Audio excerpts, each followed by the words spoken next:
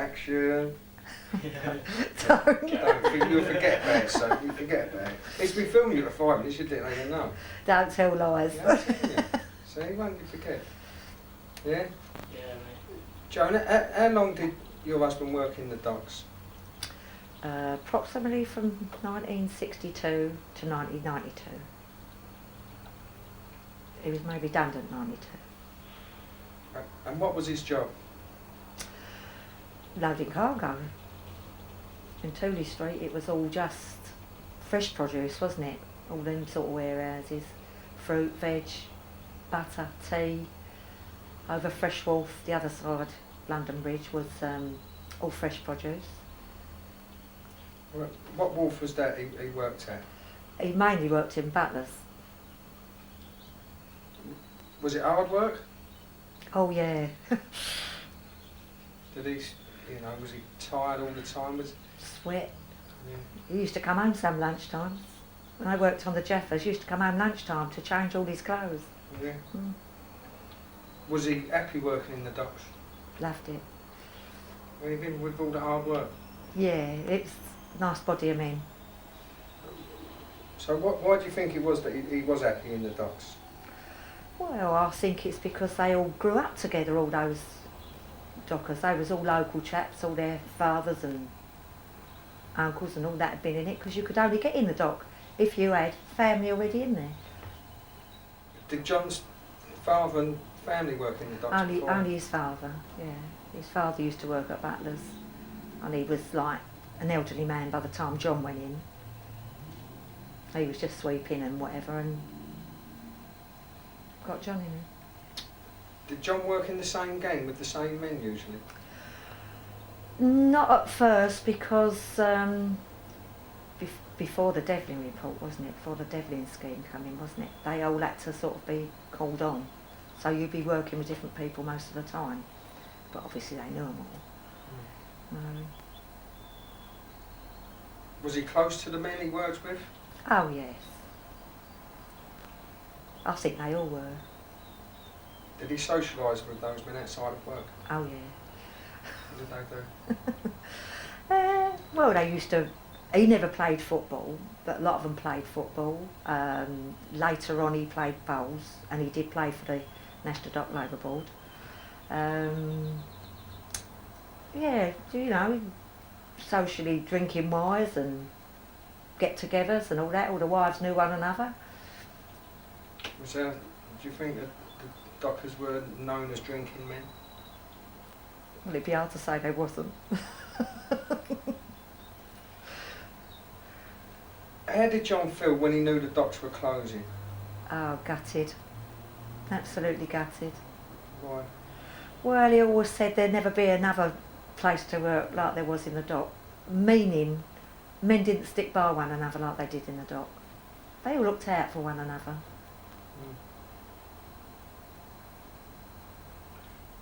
Did he ever say why he thought the docks closed? Oh, no, that's hard. I really couldn't. Couldn't answer that honestly. Did he blame anyone? The government? The government? Oh, definitely the government. Yeah, her name didn't come down too well, if you know what I mean. No. Maggie Thatcher. Yeah. What did she do to close the docks then? I don't know. It was her term in government. I think where I don't understand politics too much, but I think her term in government, she made things easier for the ordinary people to get mortgages and things like this. So therefore then they couldn't be out of work because of these mortgages. So she had them under her thumb, let's put it that way. I won't say what I was going to say. And I think she just wanted to do away with all the bodies of men that could, I think, or he thought, that could stick together. Like unions? Yeah. Individually she stood more chance, but because they were very unionated, wasn't they, the dockers? Yeah. What changes did John have to make once he was no longer a docker? Well, this is hard because he got ill. He was suffering with chest problems about 18 months before he got made redundant, you know, getting coughs and whatever. But he got made redundant in May 1992. By August he was having lots more problems with his chest. Went to the hospital and whatever, and they found that he'd got all these problems with his lungs. And he went downhill from then, and he died in 93, December 93, so he was only sort of 18, 20 months out of work when he died. What was it he died of, Joan? Asbestosis. Was that from dock work? No, he's never worked. He's never worked. I'll say he's never worked on it. He's never mentioned it to me that he's worked on asbestos in the dock. It was a dirty word in his house, asbestos. He wouldn't mention it. So if he'd worked on it, I'd have known. I think he would have refused to work on it. Did he know he had had problems from working on the asbestos before? Oh, he knew he would get it. It was a, how can I say, probably known since he worked there. Like when they found out how bad it was, like the miners, you know, on their lungs and things. He's known for a lot of years, but never said anything, you know, never mentioned it and such. Got a wasp in here. Oh, it's right behind you. How did that get in here? Because it's warm now. What changes did you have to make as a family once the docks started closing down? Well, we used to like our holidays. We used to like going most places. Have you got to put this bit in? Can you edit this bit? Okay. Well, he got his redundancy money, didn't he? So we was all right for a while, you know. So, but obviously, how can I say? He missed the company of the men. We didn't have to change our lifestyle that much.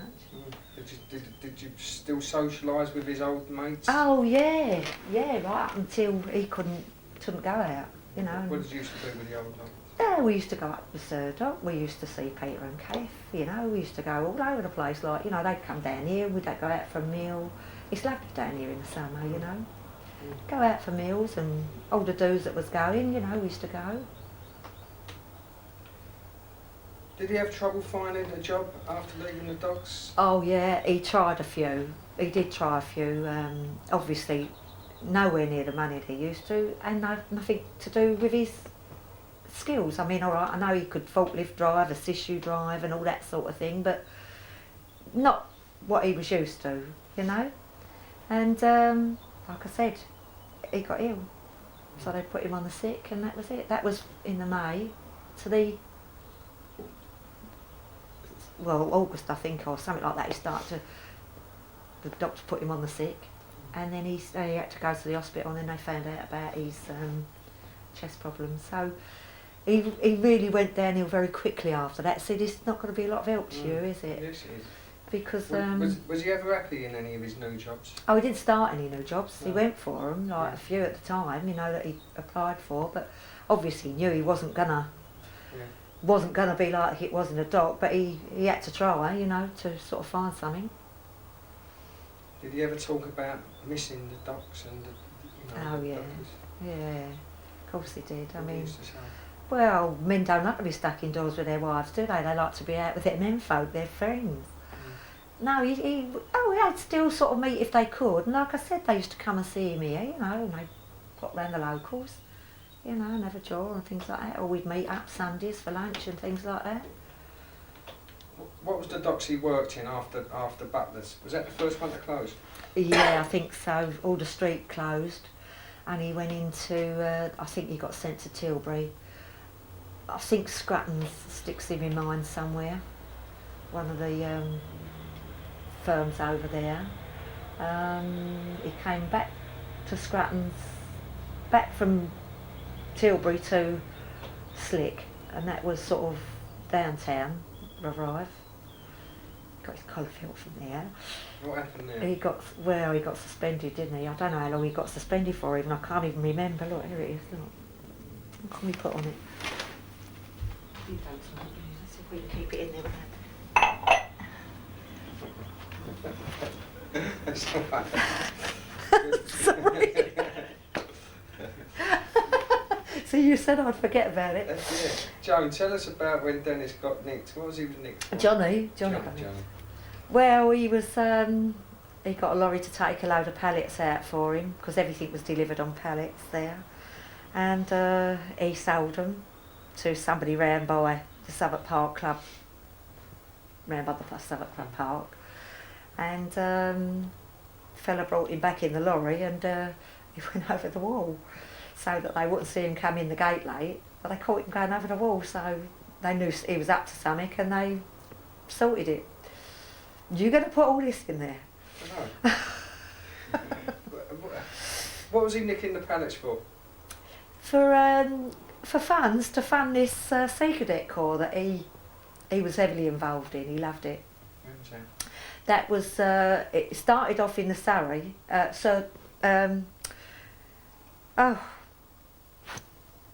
the two turnings down either side of the Rotherhithe tunnel?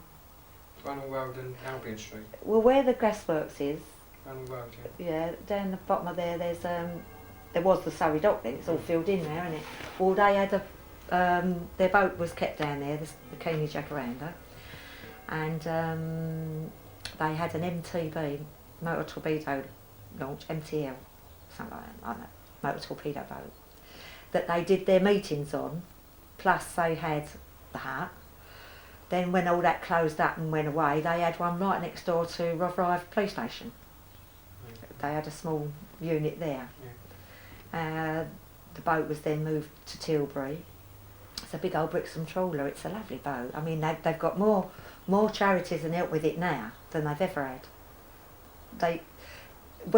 What used to happen, used to take all the Sea Cadets for trips. They used to go like over across to Boulogne and places like that. And the more things he could get to keep this boat going, the better it was for the kids.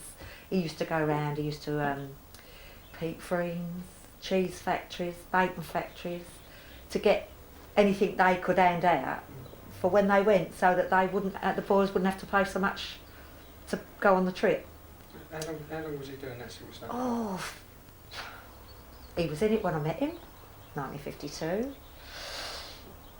And he was still involved, and I still am involved.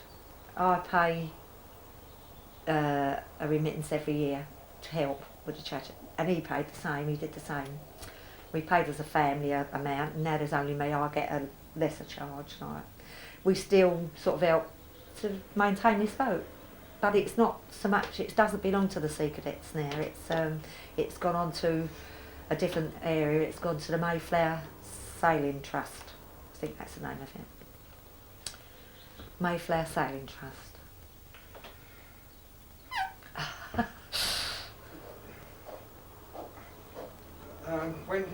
When John died, did he have any last wishes for his ashes?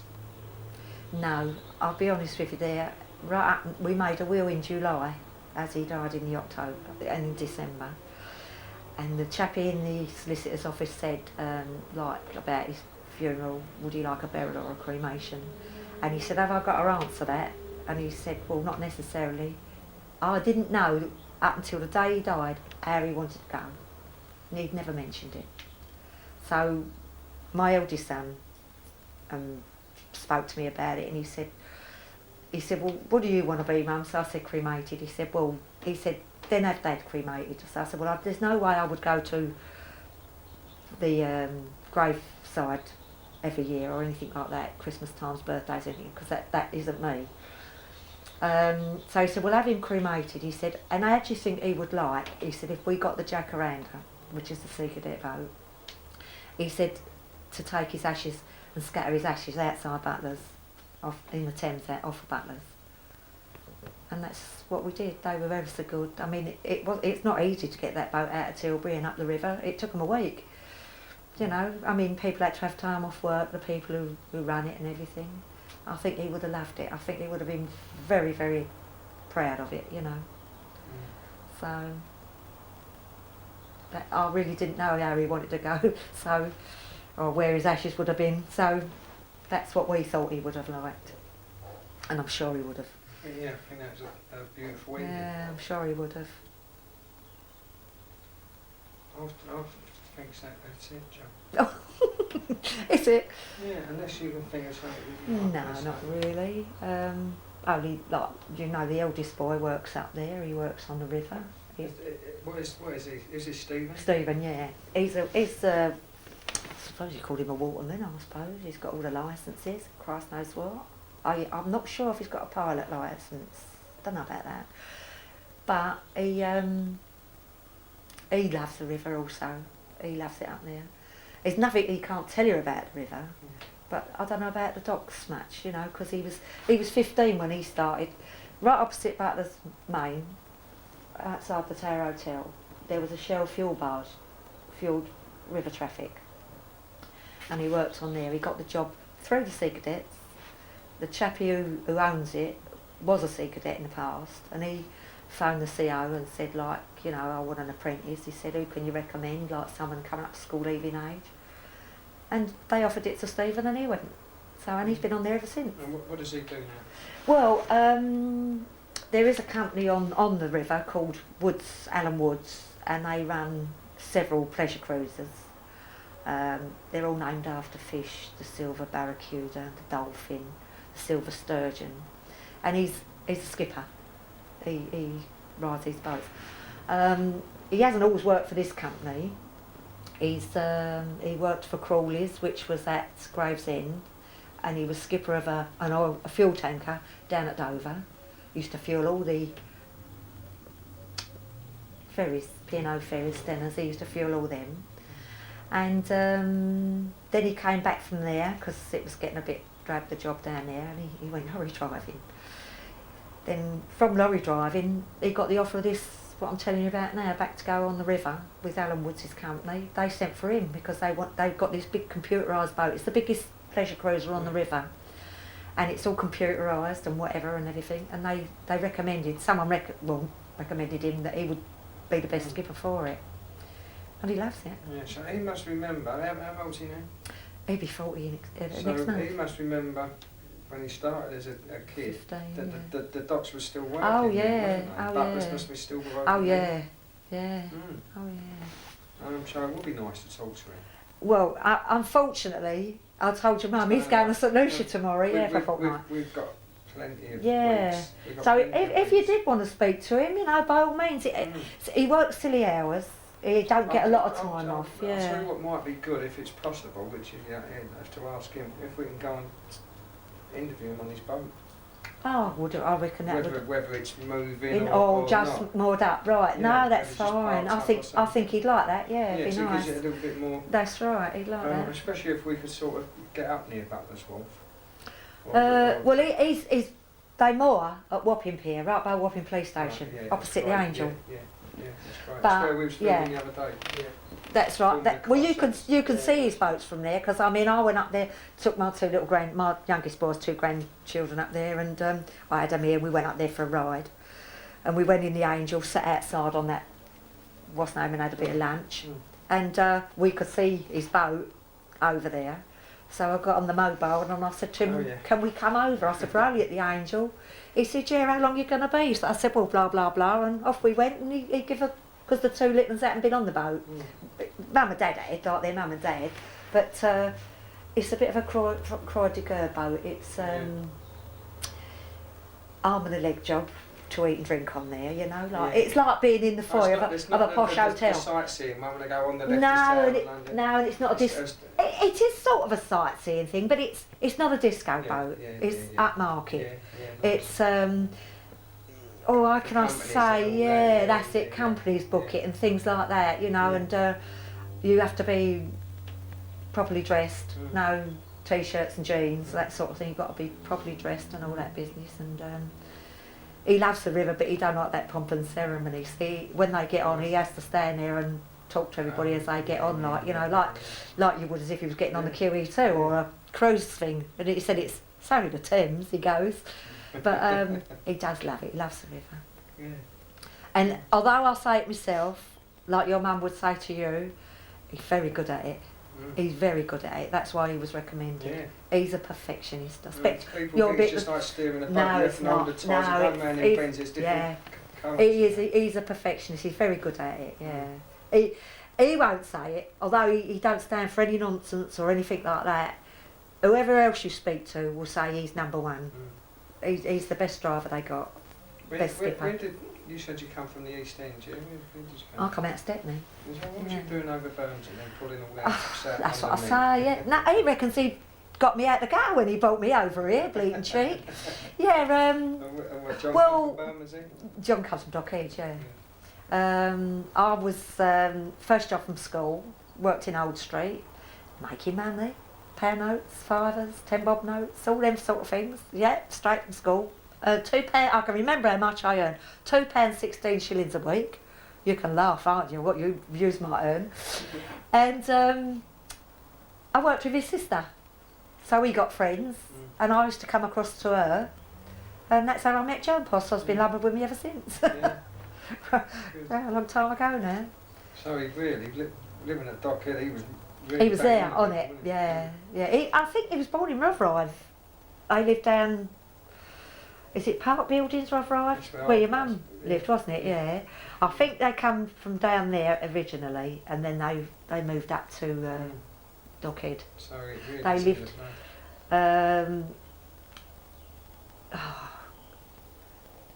They lived in George Row first, which was there was a school backing onto them. See, I've got a picture of this. The school backing onto them, and then when the old girl couldn't walk so much, she applied for a, because she was fat, his mum, applied for a ground floor flat in right opposite the Shipper Grand. You know the Shipper Grand? You know where the London's Burning's taking? Yeah. Took from the fire station. Shipper Grand. He was in the block. She was in the block opposite Zombie House. Yeah. And that's where they all worked from. I mean, he was working asbestos then, when they was there, all there. Right up until 62, as I said, he went in. Why do you think he didn't go in the dock straight away if his father was in the... I think it was his mother's idea. She didn't want him to go in the dock. Quite honestly, when they first went in the dock, it was ridiculous. You couldn't live. No. You couldn't live. I had to go cleaning. It's only what they fought for with all that's the marches right, yeah. To start getting us a decent wage. That's right. It's the Devlin report somewhere along the line that really got them to be getting paid proper paid wages, like, you know. Yeah, he earned money down that Dift. He was really earning down there, real good money. But in that Butlers, when he first went in there, it was about 18 bob a day bumping on money. You had to go and get there in the morning if there was a ship. You got picked out for the gang. If you didn't, you had to go and sign on. Then you go back in the afternoon, see if you got nothing. You got another 9 bob to make up your money.